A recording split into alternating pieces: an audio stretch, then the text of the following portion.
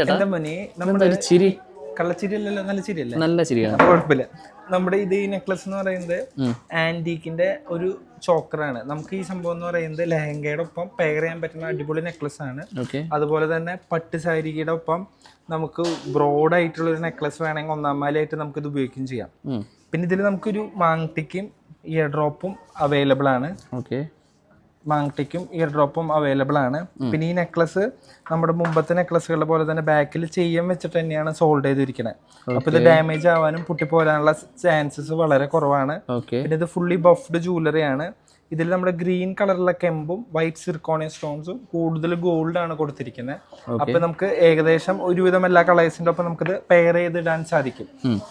നിങ്ങളുടെ വെഡിങ്ങിന് ലെഹങ്കയുടെ ഒപ്പം വൈറ്റ് സ്റ്റോൺസോ അതുപോലെ പോൾക്ക് അല്ലാണ്ട് ഒരു ആന്റിക്കിന്റെ സാധനം വെച്ച് പെയർ ചെയ്യണം, അല്ലെങ്കിൽ ആന്റിക്കിന്റെ നെക്ലസ് ആണ് നിങ്ങളുടെ ലെഹങ്കയ്ക്ക് പെയർ ചെയ്യണമെങ്കിൽ ഇത് നല്ലൊരു ഓപ്ഷനാണ്.